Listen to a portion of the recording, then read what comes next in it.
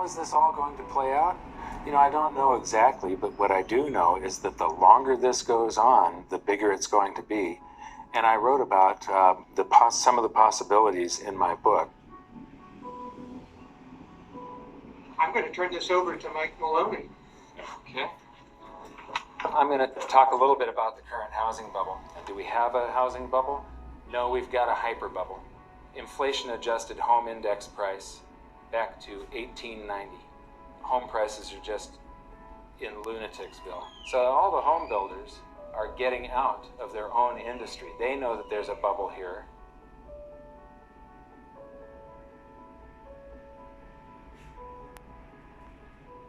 So how is this all going to play out? I don't know exactly, but what I do know is that the longer this goes on, the bigger it's going to be. And I wrote about some of the possibilities in my book. And this was written before the crisis of 2008.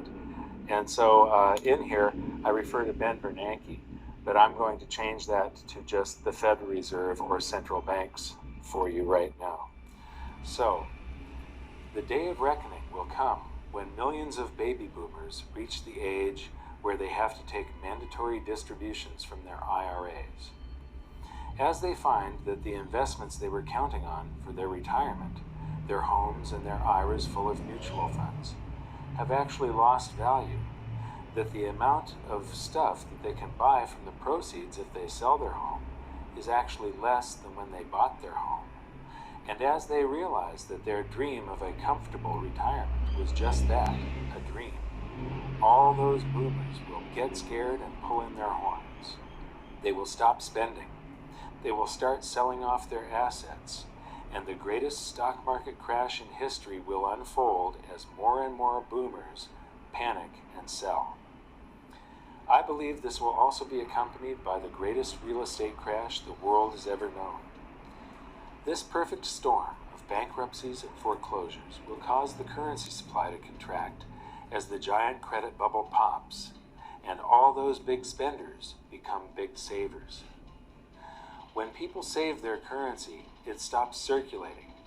The economic engine runs out of oil, and the whole thing locks up. This is every central banker's worst nightmare. This is real deflation, and the world's central bankers are about to discover the true scale of the horrors of a credit bubble implosion. When this happens, the Federal Reserve will once again send out its armada of money bomb dropping helicopters, but this time something will be different. Something will have gone horribly wrong. The bombs will have been defused.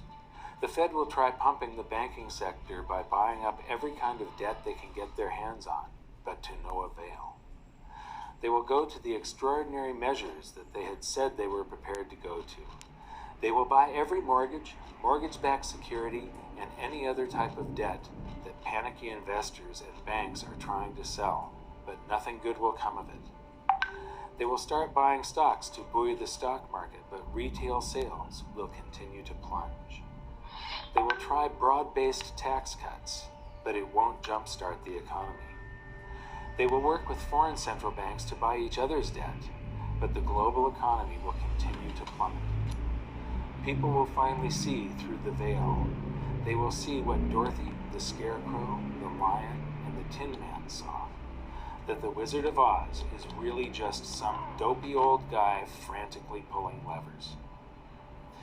Remember when we talked about how during World War I, the Germans increased their currency supply by 400%, yet there was no price inflation because of the public's anxiety over the war and the uncertainty of their future? Imagine the anxiety 75 million baby boomers will feel as they approach retirement, only to find their homes and their mutual funds are now worth next to nothing. The nest egg, ladies and gentlemen, has just cracked. When they get their tax rebates, are they going to buy that new big screen TV and the latest cell phone? I think not.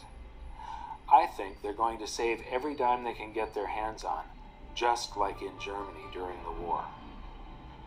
But there will be a point at which a threshold is reached. For each income class it will be different. It will be the point where they feel that they've finally got enough saved for retirement. For some, it will be $100,000. For others, it will be $1 million. And for others still, it will be $10 million. The Fed knows there is a point where they'll finally feel safe enough to replace that aging computer and maybe get that new TV. At this point, the boys at the Fed will buy enough government debt to fund tax rebates for all the taxes in the previous year, but still, nobody will buy that new car. The threshold the Fed is looking for will not be reached. Then, in not-so-quiet desperation, the Fed will say, "Screw the helicopters, send in the bombers." And as the shadow of millions of stealth currency bombers darken the skies, currency will begin to fall like rain in the desert.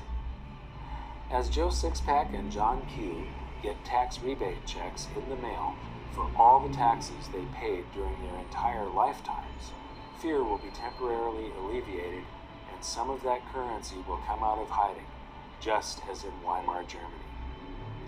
Prices will rise quickly and dramatically as all that stored up currency energy is released. In a panic, the Fed will call back the bombers, but it will be too late. There's nothing they will be able to do to stop it now because the hyperinflation will have already begun. The Dow will begin an invisible crash of epic proportions and gold prices will shoot to the moon. If you are wise enough to moor your boat in the safe harbors of gold and silver and other commodities, you will weather the storm. It won't be pretty, but at least you'll be safe. At this point, confidence in the currency will fall faster than it can be created. Cost of living increases for government employees, and the costs of all government projects, the subcontractors, the labor, the materials, will all skyrocket. And each time more currency is created to pay for the increases, the value of the currency will fall even faster.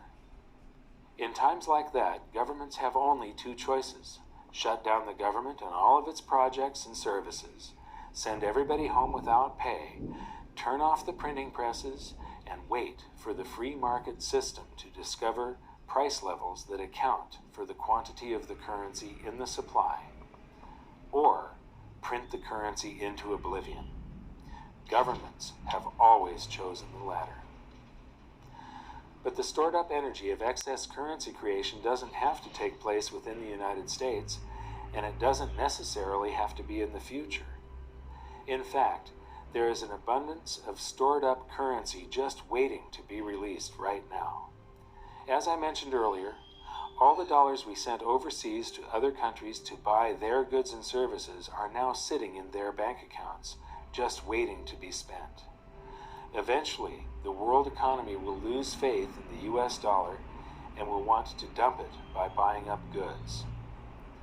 And as all those dollars come flooding back into the US, it will, of course, cause the prices of those goods and services to rise, and could, and probably will, trigger a scenario much like the one I have just finished describing. Throughout history, economists have suffered from what I like to call this time syndrome. This time, they've become masters of the economic universe. This time, they've figured it out. This time, they've tamed the economy. This time, they've mastered the art of infinite currency amplification. This time, a fiat currency will work. History gives this a probability of 0. Each time we sailed toward economic doom, the greatest financial minds in the world were at the helm. Do you really think we should continue letting them steer the ship? I think not. It would be nice if we started listening to people that have been right rather than the people that have theories. And it would be great if they would allow the free market to work. But that's not the way it's going to happen. The people that have the theories will continue to rule, and we will vote for people that don't know what they're doing. And so the best that we can do is try to protect ourselves and even, potentially benefit from government and economists' stupidity. And so the way you do that is by learning as much as you can about what's happening and developing your own opinions on what is coming at you rather than being reactionary.